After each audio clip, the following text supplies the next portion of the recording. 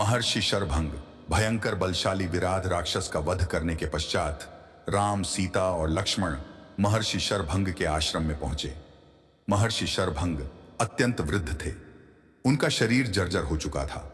ऐसा प्रतीत होता था कि उनका अंतकाल निकट है। सीता और लक्ष्मण सहित राम ने महर्षि के चरण स्पर्श किया और उन्हें अपना परिचय दिया। महर्षि शरभंग ने उनका सत्कार करते हुए कहा, हे राम, इस वन प्रांत में कभी कभी ही तुम जैसे अतिथि आते हैं। अपना शरीर त्याग करने के पहले मैं तुम्हारा दर्शन करना चाहता था, इसलिए तुम्हारी ही प्रतीक्षा में मैंने अब तक अपना शरीर नहीं त्यागा था। अब तुम्हारे दर्शन हो गए, इसीलिए मैं इस नश्वर एवं जर्जर शरीर का परित्याग कर ब्रह्मलोक में जाऊंगा। मेरे शरीर त्याग करने के बाद तुम इस वन में निवास करने वाले महामुनि सुतीक्ष्ण के पास चले जाना, वे ही तुम्हारा कल्याण करेंगे। इतना कहकर महर्षि ने विधिवत अग्नि की स्थापना करके उसे प्रज्वलित किया और घी की आहुति देकर मंत्रोच्चार करते हुए स्वयं अपने शरीर को अग्नि को समर्पित करके ब्रह्मलोक को गमन किया। महामुनि शरभंग के ब्रह्मलोक गमन के पश्चात आश्रम की निकटवर्ती कुटियाओं में निवास करने वाले ऋषि मुनियों ने वहां आकर रामचंद्र से प्रार्थना की, हे राघव, क्षत्रिय नरेश होने के नाते हम लोगों की रक्षा करना आपका कर्तव्य है। जो हमारी रक्षा करता है उसे भी हमारी तपस्या के चौथाई भाग का फल प्राप्त होता है। किंतु दुख की बात यह है कि आप जैसे धर्मात्मा राजाओं के होते हुए भी राक्षस जन हमें अनाथों की तरह सताते हैं और हमारी हत्या तक कर देते हैं। इन राक्षसों ने पंपा नदी और मंदाकिनी नदियों के क्षेत्रों तथा चित्रकूट पर्वत में भयानक उपद्रव मचा रखा है। उनके उपद्रव के कारण तपस्वियों के लिए तपस्या करना ही नहीं, जीना भी दूभर हो गया है। ये समाधिस्थ तपस्वियों को मृत्यु के मुख में पहुंचा देते हैं। इसीलिए हम आपकी शरण में आए हैं। आप इस असह्य कष्ट और अपमान से हमारी रक्षा करें और हमें निर्भय होकर तप करने का अवसर दें। राम बोले, हे ऋषि मुनियों, आपके कष्टों के विषय में सुनकर मैं अत्यंत व्यथित हुआ हूं। पिता की आज्ञा से अभी मुझे 14 वर्ष पर्यंत इन वनों में निवास करना है। आप लोगों के रक्षार्थ मैं इस अवधि में राक्षसों का चुन चुन कर नाश करना चाहता हूं। आप सबके समक्ष मैं प्रतिज्ञा करता हूं कि अपने भुजबल से मैं पृथ्वी के समस्त अर्षिद्रोही राक्षसों को समाप्त कर दूंगा। आप लोग मुझे आशीर्वाद दें ताकि मैं इस उद्देश्य में सफल हो सकूं।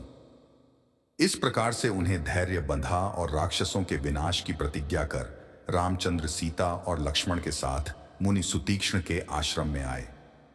उन्होंने अत्यंत वृद्ध महात्मा सुतीक्ष्ण के चरण स्पर्श किए और उन्हें अपना परिचय दिया।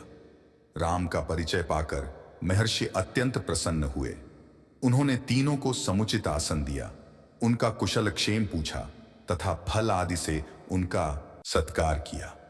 वार्तालाप करते करते सूर्यास्त की बेला आ पहुंची। तब उन सब ने एक साथ बैठकर संध्या उपासना की और रात्रि विश्राम भी उनके आश्रम में ही किया।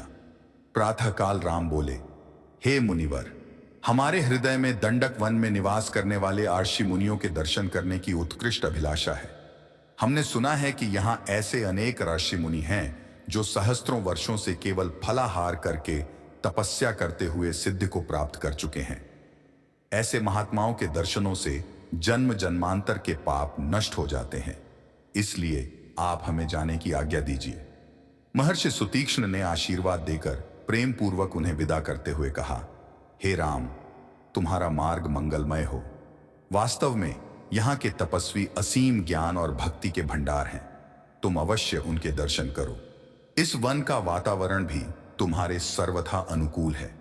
इसमें तुम लोग भ्रमण करके अपने वनवास काल को सार्थक करो। क्या आप जानते हैं कौन थे भगवान राम के पूर्वज?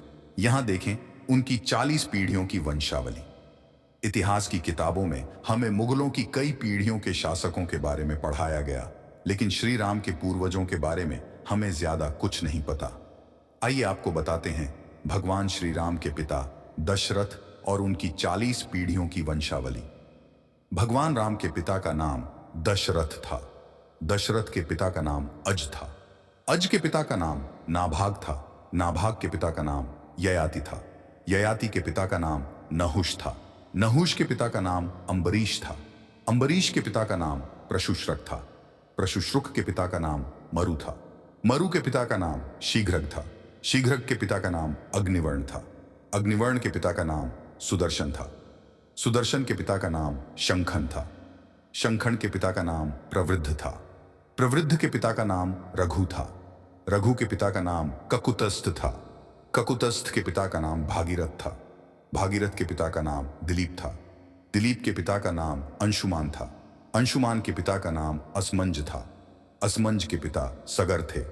सगर के पिता का नाम असित था। असित के पिता का नाम भरत था। भरत के पिता का नाम धवसंधि था। ध्रुवसंधि के पिता का नाम सुसंधि था। सुसंधि के पिता का नाम मानधाता था।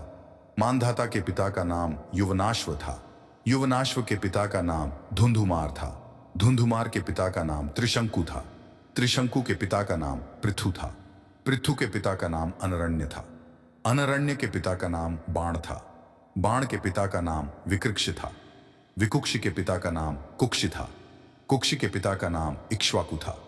इक्ष्वाकु के पिता वैवस्वत मनु था। वैवस्वत मनु के पिता कश्यप थे। कश्यप के पिता मरीचि थे। मरीचि के पिता ब्रह्मा थे।